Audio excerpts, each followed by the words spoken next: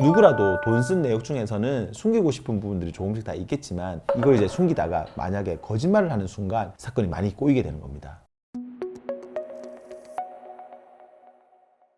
새로운 도약을 꿈꿉니다. 기사회생TV 김민수 변호사입니다. 빚 때문에 회생 파산 생각하는 분들 같은 경우는 처음에는 이게 도대체 어떤 제도고 내가 신청 자격은 되는지 또 필요한 서류는 뭔지 알아본다고 정신이 없으실 겁니다. 이 제도에 대한 기본적인 지식이나 자료 준비도 중요하지만 그거 말고도 꼭 챙겨야 될 게 하나 더 있습니다. 그건 바로 회생 파산하는 동안 가져야 될 마음가짐인데요. 회생 파산을 시작하게 되면 아무리 못해도 서너 달에서 길게는 1년 이상 걸리는데 그 사이에 내가 어떤 마음을 가지고 있느냐에 따라서 사건을 대하는 자세가 많이 달라집니다. 오늘은 회생 파산하는 분들이 가져야 될 마음가짐 4가지를 말씀드릴 테니까 이 부분 꼭 유념하셔서 중간에 멘탈 흔들리는 일 없이 사건 끝까지 완주하시기 바랍니다.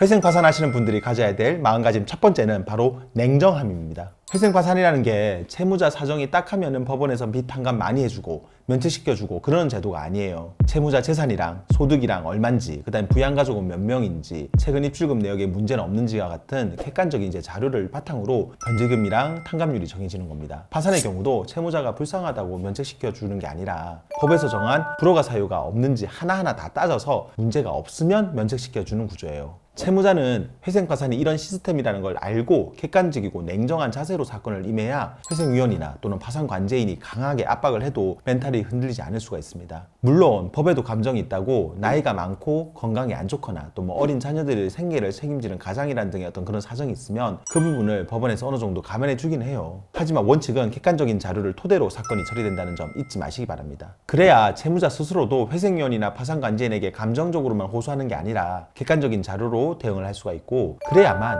채무자가 상처받지 않고 무사히 사건을 마무리할 수가 있습니다. 두 번째 마음가짐은 뻔뻔함입니다. 뻔뻔함이라고 하면은 좀 의아해하실 수도 있는데요. 회생 파산하는 분들은 어느 정도의 뻔뻔함도 가져야 돼요. 이 제도를 악용하려는 사람들도 개중에 몇몇 있지만 대부분 회생 파산하시는 분들을 보면 마음이 약하고 싫은 소리 못 하시는 분들이세요. 그러다 보니까 대출 이자나 카드값 못 내서 은행이나 카드사에서 독촉 전화 왔을 때 엄청 힘들어하시는 분들이 많으세요. 그런데 사건 진행하겠다고 마음을 먹었다면 그때부터는 채권자한테는 미안하지만 뻔뻔해져야 됩니다. 은행이나 카드사에서 독촉 전화를 피하지도 말고 회생 파산한다고 말씀하시고 사건 번호 알려주면서 대응을 해야 돼요. 돈도 못 갚는 사람이 뭐 그렇게 당당하냐고 할 수도 있지만 조금은 뻔뻔해 보이더라도 회생 파산 절차대로 빚 정리하겠다고 이야기하는 게 오히려 서로를 위해서 더 낫습니다. 차라리 확실하게 회생 파산한다고 알려줘야 금융기관에서도 대출금을 손실로 처리하고 부실채권으로 매각을 하든지 하거든요. 그냥 전화 피하면서 회생 파산 진행하는 것도 안 알려주면은 은행이나 카드사 입장에서는 회생 파산 들어가게 되면 별 의미도 없는 뭐 가압류, 민사소송 같은 거를 자기들도 모르고 진행하면서 괜히 시간과 돈만 쓰게 되는 겁니다. 그러니까 회생 파산 하겠다고 마음먹었으면 금융권 채권자들한테는 미안하지만 약간의 뻔뻔함을 가지고 당당하게 이야기하는 게 오히려 서로를 위해서 더 나은 자세인 겁니다. 회생 파산하시는 분들이 가져야 될 마음가짐 세 번째는 바로 솔직함입니다. 사건 진행하면 회생에서는 회생위원을, 파산에서는 파산관제인을 만나게 되는데요. 그게 직접 대면을 하는 거든 아니면 서류상으로 요청을 받는 거든 이분들한테서 사건에 대한 조사를 받게 되거든요. 누구라도 돈 쓴 내역 중에서는 숨기고 싶은 부분들이 조금씩 다 있겠지만 이걸 이제 숨기다가 만약에 거짓말을 하는 순간 사건이 많이 꼬이게 되는 겁니다. 완벽하게 속일 수 있는 거짓말이 아니라면 처음부터 아예 시도도 하지 않는 게 좋아요. 회생위원이나 파산관제인은 이 일을 전문적으로 하는 프로이기 때문에 속이는 게 쉽지가 않아요. 있는 그대로 솔직하게 이야기하는 게 차라리 더 나은 전략일 수 있습니다. 다만 너무 솔직하게 한다고 굳이 하지 않아도 될 말까지 해서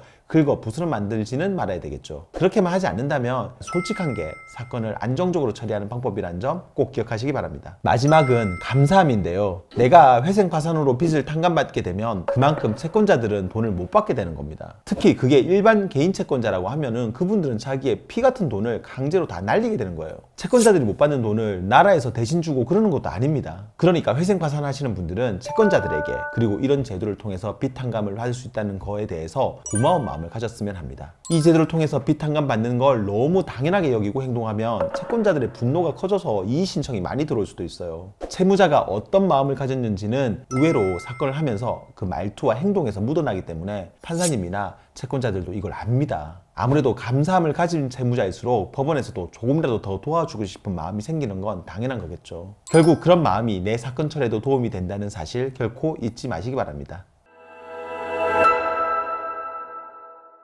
오늘은 개인회생, 개인 파산하시는 분들이 가져야 될 마음가짐 4가지를 말씀드렸는데요. 사건 진행하면서 상처도 많이 받고 여러 가지 어려움들도 많이 겪으실 텐데 거기에 흔들지 않으려면 이런 마음가짐부터 꼭 지녀야 된다는 점 기억하시기 바랍니다. 영상 도움되었다면 구독과 좋아요 그리고 알림 설정 부탁드리고요. 추가로 궁금한 점 있으면 아래 댓글이나 법무법인 김앤파트너스로 전화 주시면 친절히 답변 드리겠습니다. 다음에도 더 좋은 주제로 찾아뵙겠습니다. 감사합니다.